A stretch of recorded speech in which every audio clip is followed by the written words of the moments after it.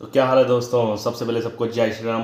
तो कल फाइनली पाकिस्तान अपना लास्ट मैच आयरलैंड के खिलाफ जीत गई है। लड़खड़ाते हुए जीती, जैसे भी जीती लेकिन जीत गई है। बड़ी मुश्किल से जीती वो मैच भी। एक तरह से पाकिस्तान ने फंसा दिया था वो मैच एज़ यूजुअल। जैसा ट्विस्ट ऑन टर्न लाना चाहती है पाकिस्तान वैसा ही हुआ। एंड में तो जब 7 आउट हो गए थे ना, तो ऐसा लगा था कि बस अभी हारने वाली है। लेकिन आखिरी गेंदों में शाहीन अफरीदी ने 2 छक्के मार के जिता दी। वो भी आपको एंड में बताऊंगा मैं कैसे हुआ क्या हुआ। तो फिलहाल टॉस पाकिस्तान ने जीता और पहले बॉलिंग का फैसला लिया, जो सभी टीमें आजकल कर रही हैं। तो आयरलैंड की शुरुआत बहुत ही बेकार रही। ठीक है ना, शुरुआती विकेट जल्दी आउट हो गए, 4 जल्दी आउट हो गए थे। 2 विकेट तो शाहीन अफरीदी ने एक ही ओवर में ले ली थी, तीसरी भी मिलने वाली थी और वो डीआरएस नहीं लिया। लेकिन अगर ले लेते तो कैच आउट का हो जाता था। लेकिन एंड में आते आते 31 और 15 रन मारते मारते 106 रन पर पहुंचा दिया था आयरलैंड ने। जब बैटिंग करने आई पाकिस्तान, तो ऐसा लग रहा था कि खैर जीत जाएगी पाकिस्तान, लेकिन ऐसा नहीं हुआ। पाकिस्तान को एज यूजुअल आप जानते ही हो, रिजवान जल्दी आउट हो गए लेग साइड में शॉट मारने के वजह से। सैम यू ओपनिंग करने आ गए। वो सिर्फ उनको मुझे लगता है कि लेग साइड में ही खेलना आता है, हमेशा ऑन साइड में ही मारे जा रहे मारे जा रहे मारे जा रहे। लेकिन कब तक मारेंगे। वो भी 17 रन पर आउट हो गए, एक ऑन साइड में शॉट खेलने की वजह से आउट हो गए वो।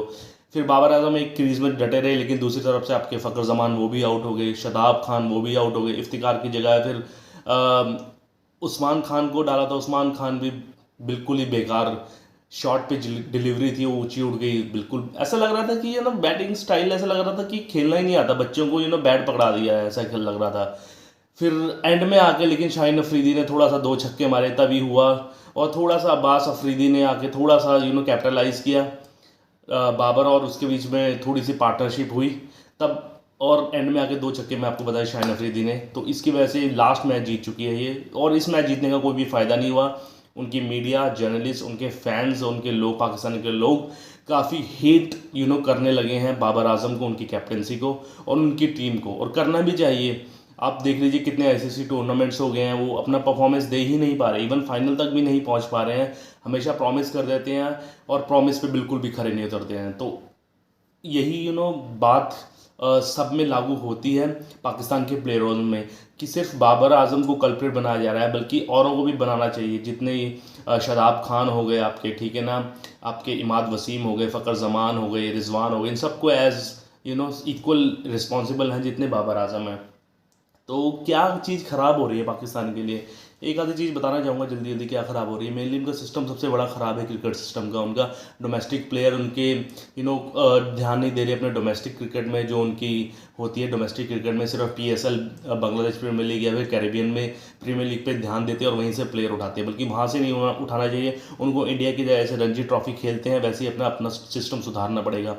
और उनका ये है कि उनके मिनट में कभी चीफ सेलेक्टर चेंज हो जाते हैं, फिर चेयरमैन भी चेंज हो जाते हैं मिनट में। आप देख चुके हो, पहले बाबर आजम के पास कप्तानी थी, फिर थोड़ी देर बाद शाहीन अफरीदी को दे दी कप्तानी, फिर एक दो जब पीसीबी के चेयरमैन और चीफ सेलेक्टर चेंज हुए, फिर शाहीन अफरीदी को छोड़कर फिर 2-3 महीने बाद बाबर आजम को दे दी कैप्टनसी। आप देख लीजिए, फिर इनमें फूट पड़ी इन दोनों में, जिसकी वजह से शाहीन अफरीदी और गुट बन गए मेरे ख्याल से। शाहीन अफरीदी और बाबर आजम एक अच्छे फ्रेंड नहीं रहे, क्योंकि कप्तानी आपको कम से कम 1 साल तो देनी ही चाहिए, और वो नहीं दी। और ये मैच हार कर भी टूर्नामेंट से बाहर हुए, अब भी उनकी कप्तानी पर तलवार लटक रही है बाबर आजम की। तो मतलब पता नहीं क्या हो गया पाकिस्तान की टीम को। पहले कितने अच्छे बल्लेबाज थे, बॉलिंग तो चलो इस टूर्नामेंट में अच्छी रही, उनकी बॉलिंग भी अच्छी रही क्योंकि क्रिकेट बॉलिंग फ्रेंडली विकेट थी। लेकिन बैट्समैन तो बिल्कुल ही फेल हो गए, टॉप ऑर्डर के जो भी बैट्समैन थे।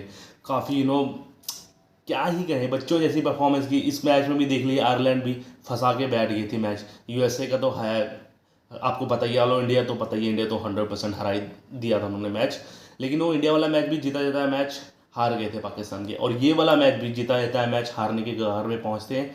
अगर एक आधा वहाँ पर थोड़ा सा एक आधा बाबर का वो एक कैच हो जाता, कैच नहीं था वो फंस के आ रही थी बॉल, अगर वो हाथ में चले जाती तो यहाँ पर भी वो फिसल गए थे और यहाँ पर भी वो आयरलैंड से बुरी तरह से हार जाते। तो क्या कहें, हार तो जीत तो जीती है, लेकिन अपना सफ़र यहीं पर एंड होता है पाकिस्तान का। देखो अब क्या चेंजेस होते हैं। मेरे ख्याल से कप्तानी बाबर आजम की जाएगी। बाबर आजम भी काफ़ी रिस्पॉन्सिबल है, क्योंकि रिस्पॉन्सिबिलिटी है उनकी कप्तानी पे भी। डाउटफुल हैं वो काफ़ी कप्तानी के अब। गैरी कर्स्टन नए कोच आए हैं, उनको हम दे ही नहीं सकते, वो नहीं कर सकते इनके क्रिटिसाइज़, क्योंकि अभी 1-1.5 महीना पहले ही आए हैं वो, उनको टाइम देना चाहिए, 2-3 बदलाव होने चाहिए। अब मैं नहीं चाहता कि मैं बताऊं कि क्या बदलाव होने चाहिए, वो पाकिस्तान सेलेक्टर करेंगे। शादाब खान, फ़खर जमान, थोड़े से ये इफ्तिकार को भी थोड़ा सा रोक देना चाहिए, ठीक है ना। और उस्मान खान जो नए बैट्समैन हैं वो भी मुझे बेकार लग रहे हैं बहुत। तो यही है, थोड़ा जीत के बराबर ये हार थी, टूर्नामेंट से बाहर हो गए। तो देखो अब क्या चेंजेस होते हैं। तब तक के लिए मेरे चैनल को लाइक सब्सक्राइब कीजिए। मैच का रिव्यू श्रीलंका और नेपाल का, सॉरी बांग्लादेश और नेपाल का रिव्यू भी लेकर आएंगे, वो भी बहुत तगड़ा मैच हुआ। तब तक के लिए बाय, जय श्री राम।